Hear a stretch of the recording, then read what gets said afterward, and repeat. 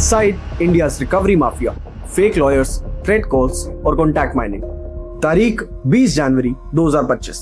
कर्नाटका में रहने वाली 60 साल की यशोदमा अपने घर में काम कर रही थी। अचानक से एक माइक्रो फाइनेंस फर्म के 2 रिकवरी एजेंट्स उनके घर आते हैं। कुछ समय पहले ही यशोदमा ने इस माइक्रो फाइनेंस फर्म से करीब 5 लाख रुपए का लोन लिया था, लेकिन पिछले कुछ दिनों से वो EMI रीपे नहीं कर पाई थी। जब रिकवरी एजेंट्स उनके घर आए तो कई लोगों के सामने यशोदमा को काफी ज्यादा भला बुरा कहा और इसी बिहेवियर ने यशोदमा को काफी दुखी कर दिया था। ऊपर से सबके सामने हुई इंसल्ट वो सह नहीं पाई और उन्होंने उसी दिन सुसाइड कर लिया। पर सबसे दर्दनाक बात यह है कि ये कोई स्टैंड अलोन केस नहीं है।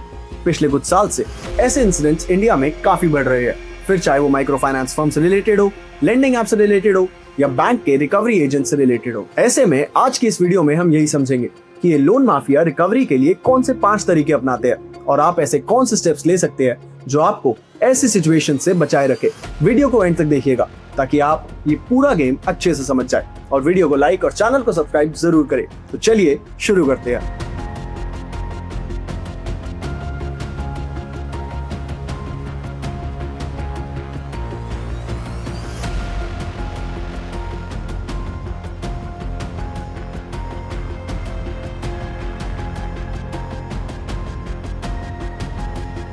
Outsourcing agents. एक्चुअली बैंक्स और NBFCs लोन रिकवरी का काम अक्सर थर्ड पार्टी रिकवरी एजेंट्स को आउटसोर्स कर देते हैं। ऑफिशियली RBI बोलता है कि एजेंट जो भी करे उसकी फाइनल रिस्पॉन्सिबिलिटी बैंक की ही होती है, लेकिन रियलिटी में ये रूल ज्यादातर फाइल्स और सर्कुलर्स तक ही लिमिटेड रहते हैं। आउटसोर्सिंग करने से बैंक्स के लिए एक लायबिलिटी शील्ड बन जाता है। अगर हरासमेंट होता है तो बैंक बोल देता है कि एजेंट का फॉल्ट है और एजेंट बोलता है कि बैंक के टारगेट्स पूरे करने थे। बोरोवर के लिए ये पूरा सिस्टम फेसलेस बन जाता है, जहाँ ना कोई क्लियर अथॉरिटी होती है और ना ही कोई सोल्यूशन मिलता है। Recovery agents per month and collection targets का एक्सट्रीम प्रेशर होता है। इनका बोनस और job security directly collection number से जुड़ी होती है, इसलिए पेमेंट निकलवाना प्रायोरिटी बन जाता है, चाहे तरीका अग्रेसिव कॉल्स हो, पब्लिक शेमिंग हो या मेंटल प्रेशर हो। जो स्ट्रेस एजेंट्स पर होता है वही स्ट्रेस वो बोरोवर्स पर डंप कर देते हैं। इंडिया में जैसे जैसे अनसिक्योर्ड लोन्स बढ़ रहे हैं वैसे वैसे रिकवरी एजेंट्स की डिमांड भी तेजी से बढ़ रही है। डेटा बताता है कि 2024 के एंड तक BFSI सेक्टर में आउटसोर्स रिकवरी एजेंट्स लगभग 50% तक इंक्रीज हो चुके हैं। अब कुछ पब्लिक सेक्टर बैंक्स मिलकर एक कॉमन कलेक्शन फर्म्स बनाने पर भी काम कर रहे हैं ताकि रिटेल और MSME लोन्स रिकवर किए जा सके। सबसे बड़ी आयरनी ये है कि RBI की गाइडलाइंस क्लियरली कहते हैं कि रिकवरी एजेंट्स को ट्रेनिंग, सेंसिटिविटी, प्राइवेसी और डिग्निटी के साथ काम करना चाहिए, लेकिन जब उनके इंसेंटिव्स और टारगेट सामने आते हैं तो रूल्स सिर्फ पेपर पर रह जाते हैं और इसी के चक्कर में रिकवरी एजेंट्स कई सारे इलीगल तरीके यूज करते हैं, जैसे कि fake legal notices and criminalised threats. Loan recovery के नाम पर जो सबसे ज्यादा डेंजरस चीज हो रही है वो है फेक लीगल नोटिसेस और क्रिमिनल फियर का यूज। रिकवरी एजेंट्स अक्सर court notice, lawyer notice, FIR या अरेस्ट वारंट जैसे डॉक्यूमेंट्स भेजते हैं जो दिखने में बिल्कुल ऑफिशियल लगते हैं, लेकिन उनकी कोई लीगल वैल्यू नहीं होती। बोरोवर्स को लॉ का नॉलेज कम होता है और इंडिया में पुलिस या कोर्ट का नाम सुनते ही पैनिक हो जाता है। इसी डर का फायदा उठाकर एजेंट्स रीपेमेंट को फोर्स करते हैं। कई केसेस में एजेंट्स बोरोवर्स को ये फील करा देते हैं कि लोन डिफॉल्ट एक क्रिमिनल ऑफेंस है और तुरंत जेल हो सकती है, जबकि ये एक सिविल मैटर होता है। सितंबर 2025 को एक केस सामने आया जिसमें ये देखा गया कि किसी फ्रॉड रिकवरी एजेंट ने एक्सिस बैंक के नाम पर बोरोवर को फेक लीगल नोटिस भेजा था। RBI क्लियरली कहता है कि रिकवरी एजेंट्स का काम सिर्फ ड्यूज रिमाइंड करना है, इंटिमिडेट करना नहीं। जेल, FIR, प्रॉपर्टी सीजर या बदनामी के फॉल्स थ्रेट देना इलीगल और अनएथिकल है। एजेंट्स अनफेयर प्रैक्टिसेस यूज नहीं कर सकते, जबरदस्ती प्रॉपर्टी नहीं ले सकते और लीगल एक्शन सिर्फ प्रॉपर लीगल प्रोसेस के थ्रू ही हो सकता है। प्रॉब्लम ये है कि रूल्स लिखे हुए हैं लेकिन ग्राउंड पर एनफोर्समेंट वीक है। जब तक बोरोवर को अपना राइट्स का पता नहीं होता, फेक नोटिसेस और क्रिमिनल थ्रेट्स उनके लिए सच रहते हैं। अगर आप या आपका कोई नोन ऐसे किसी इश्यूज को फेस कर रहा है तो इमीडिएटली विजिट करिए expertpanel.org, an IIT-IIM founded company जिनके एक्सपर्ट्स ने 40,000 से ज्यादा लोगों को डेट से निकालने में मदद की है। तो खास तौर पर इंडिया में पिछले कुछ सालों से इलीगल मनी लेंडिंग एप्स का जो बूम हुआ है, उन्होंने इन थ्रेट्स के अलावा ब्लैकमेल का एक नया तरीका ढूंढ लिया है, जैसे contact mining and social blackmail.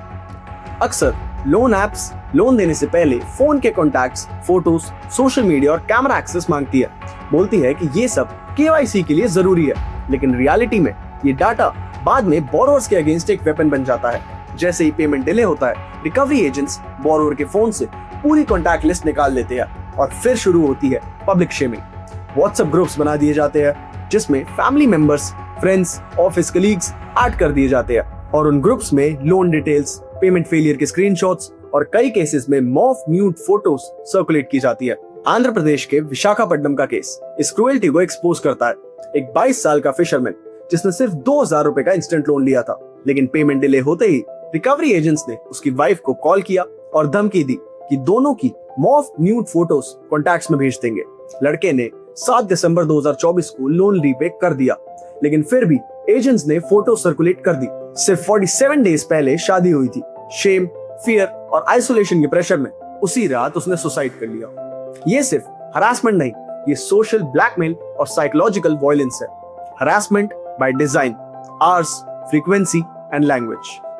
RBI के क्लियर रूल्स है कि रिकवरी एजेंट्स सिर्फ सुबह 7 बजे से शाम के 7 बजे तक ही बोरोवर्स को कांटेक्ट कर सकते हैं, लेकिन ग्राउंड रियलिटी बिल्कुल अलग होती है। लोगों को 6 बजे सुबह फोन आता है, रात के 10-11 बजे कॉल्स की जाती है, सिर्फ इसलिए ताकि स्ट्रेस बढ़े और बोरोवर मेंटली ब्रेक हो जाए। कई केसेस में एक ही दिन में 20 से 30 कॉल्स भी आती है, हर बार अलग अलग एजेंट से। कई बार लैंग्वेज और भी ज्यादा डेंजरस होती है। रिकवरी एजेंट्स गाली गलौज, सेक्सुअल कमेंट्स और डिमीनिंग रिमार्क्स यूज करते हैं, जैसे कि हमने वीडियो की शुरुआत में यशोदमा का केस देखा। इसी तरह की बातें सिर्फ अनएथिकल नहीं, क्रिमिनल इंटिमिडेशन के अंडर आती है और आरबीआई गाइडलाइंस का ओपन वायलेशन भी, और फिर भी एजेंट्स पर एक्शन ना बराबर होता है। इस तरह के क्रिमिनल इंटिमिडेशन का मेंटल हेल्थ पर भी बहुत बड़ा इम्पैक्ट होता है। 2025 में सुसाइड प्रिवेंशन हेल्पलाइंस जैसे जीवन आस्था पर आने वाली लगभग 24% कॉल्स फाइनेंशियल स्ट्रेस से रिलेटेड थी। नेशनल डेटा के अकॉर्डिंग 2023 में 1.72 लाख सुसाइड्स रिपोर्ट हुए थे। अब तक का सबसे ज्यादा नंबर। सुसाइड के रीजंस मल्टीपल होते हैं, लेकिन फाइनेंशियल स्ट्रेस टॉप ट्रिगर्स में से एक है और इसका इम्पैक्ट भी काफी खतरनाक हो सकता है। स्पेशली अगर बोरोवर वुमेन हो तो केस और ज्यादा सीरियस हो जाता है। Gendered harassment and rural migration. India में अगर बोरोवर कोई फीमेल हो तो उनके लिए इश्यूज और ज्यादा बड़ी होती है। वुमेन बोरोवर्स के केस में लोन रिकवरी सिर्फ फाइनेंशियल प्रेशर नहीं होता, बल्कि जेंडर बेस्ड हरासमेंट भी होता है।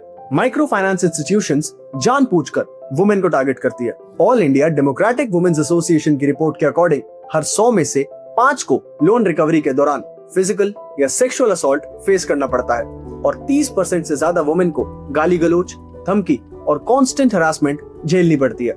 सेक्सुअल थ्रेट्स, घर में जबरदस्ती घुसना और असॉल्ट को रिकवरी एनफोर्समेंट के नाम पर जस्टिफाई किया जाता है।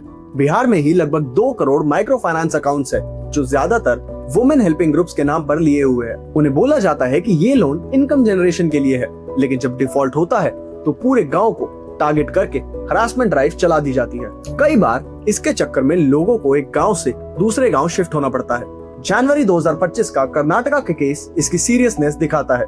कोडागु डिस्ट्रिक्ट के नंजरायपटना गांव की 30 tribal families unlicensed micro finance lenders का एक्सट्रीम हरासमेंट और लोन पर 25% इंटरेस्ट रेट की वजह से गांव छोड़कर भाग गई।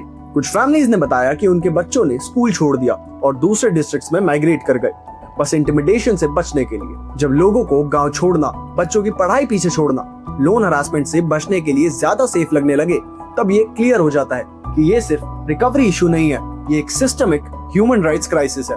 आरबीआई ने लेंडिंग और रिकवरी के इस क्राइसिस को कंट्रोल करने के लिए कुछ फ्रेमवर्क्स प्रपोज किए हैं। सबसे पहले 2025 की गाइडलाइंस के अंडर रिकवरी एजेंट्स का मैंडेटरी रजिस्ट्रेशन प्रपोज किया है, जिसमें एजेंट्स को रिकवरी का काम करने से पहले सर्टिफाइड ट्रेनिंग लेना बहुत जरूरी है। दूसरा स्टेप है कॉल रिकॉर्डिंग रिक्वायरमेंट। बैंक्स को इनकरेज किया जा रहा है कि रिकवरी कॉल्स रिकॉर्ड करे ताकि हरासमेंट केसेस में ऑडिट ट्रेल और प्रूफ हमेशा अवेलेबल हो। तीसरा मेजर है ग्रीवेंस एस्केलेशन सिस्टम।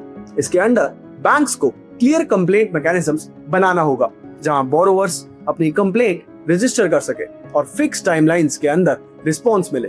इसके अलावा सेंट्रल लेवल पर banning of unregulated lending activities bill का ड्राफ्ट आया है, जो इलीगल लेंडर्स के लिए 3 से 10 साल की जेल का प्रोविजन रखता है अगर वो बोरोवर्स को हरास करते हैं तो। स्टेट लेवल पर भी कुछ एक्शंस किए गए हैं।